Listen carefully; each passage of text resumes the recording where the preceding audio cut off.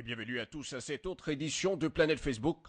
Grâce à nos chers Facebookers, aucune analyse sur l'actualité ne pourra nous échapper.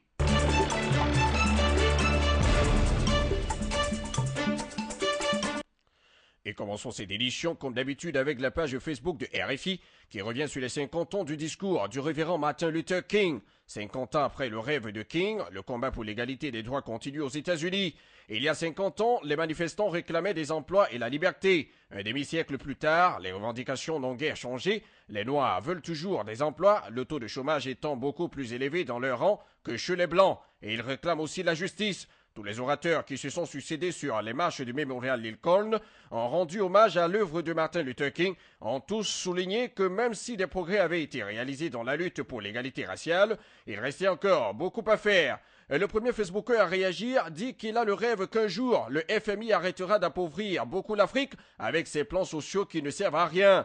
Il a un rêve qu'un jour, les dirigeants africains arrêteront de penser à leur nombril et penseront aussi au peuple. Pour le deuxième, le rêve de Luther King s'est accompli en partie, mais beaucoup reste à faire. Mandela a perpétué le combat et aujourd'hui, c'est Obama qui est président des États-Unis d'Amérique. Et le combat doit continuer. Un autre encore dit que les hommes passent, mais les idées restent. Et voici ce que King disait. I have a dream that my 4 little children will one day be living in a nation where they won't be judged by the color of their skin, but by the content of their behavior. Mais sachez-le, le combat continue toujours.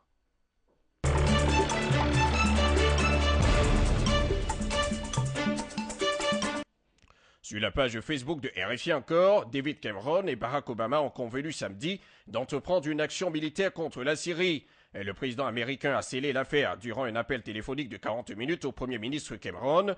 En vacances à Cornwall, les deux dirigeants ont convenu que le tyran syrien Bachar al-Assad était responsable de l'utilisation d'armes chimiques contre des enfants. Obama et Cameron discuteront des options militaires dans les prochains jours. Les forces Assad ont bombardé la zone de l'attaque gaz neurotoxique pour détruire les preuves, selon des sources. La télévision d'État syrienne a affirmé que des soldats patrouillant dans la banlieue de Damas de Djobar avaient trouvé des agents d'armes chimiques dans les tunnels rebelles. Un Facebooker sur cette actualité dit que c'est comme si, après avoir encouragé deux gamins à se battre, on se met à constater les dégâts en se demandant pourquoi on l'a fait. Un autre se demande si c'est vraiment les soldats gouvernementaux qui ont utilisé ces armes chimiques. La rébellion est capable de tout, dit-il. Pour un autre encore, face à la crise économique, Obama craint que l'économie des États-Unis ne regresse suite à une tentative de guerre, puisqu'il faut les financer. Pour le dernier, il est important que les peuples syriens se mettent ensemble pour discuter des problèmes qui minent leur pays. Et en fait, trouver aussi des solutions durables. Gare aux guerres inutiles.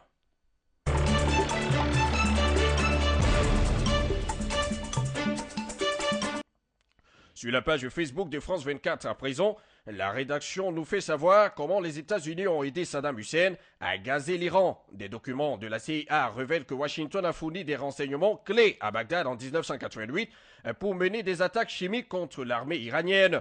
Les États-Unis sont rattrapés par le passé et Washington, qui appelle désormais la communauté internationale à apporter une réponse ferme contre la Syrie après l'attaque chimique du 21 août dernier, se trouvait dans la situation inverse il y a 25 ans, au cœur de la guerre Iran-Irak. D'après des documents déclassifiés par la CIA, les services de renseignement américains ont apporté sur un plateau à l'ex-président irakien les renseignements nécessaires au bombardement chimique des troupes iraniennes en 1988. Pour le premier Facebooker, c'est un support pour convaincre sur le cas de la Syrie que Bachar al-Assad n'a rien fait. Mais alors, on n'a jamais vu les armes de destruction massive que possédait l'Irak. Pour un autre, on est dans un imbroglio total, où ne sont jamais clairs et aucune vérité n'est prouvée. Et ils ont assassiné Saddam Hussein, qu'on le laisse au moins reposer en paix. Un autre encore pense que ce n'est pas nouveau ce type d'histoire. Et c'est très curieux, puisqu'on en parle après une dizaine d'années. Et le dernier, pour sa part, croit que Saddam n'a jamais réellement détenu une arme nucléaire, comme l'Amérique le dit. C'est une machination. Dieu voit tout.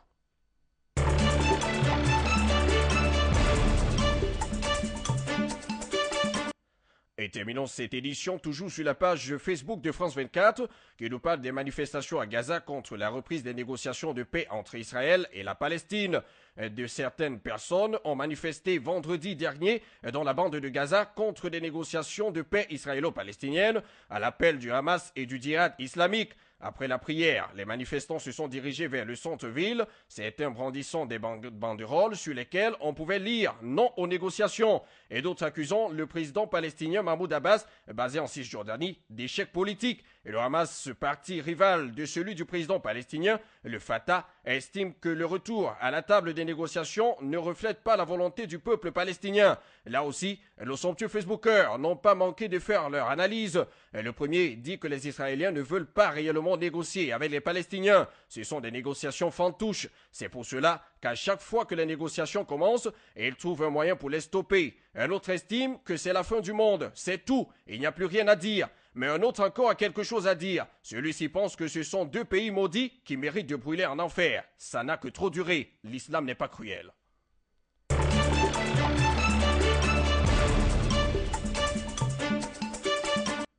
Et c'est tout pour cette autre édition de Planète Facebook. Et rendez-vous sur le www.afriquemedia.tv ou encore sur notre page Facebook Afrique Média. Et rassurez-vous, comme d'habitude, grâce à nos chers Facebookers, aucune analyse sur l'actualité ne pourra nous échapper. Que Dieu protège le monde. À bientôt sur Planète Facebook.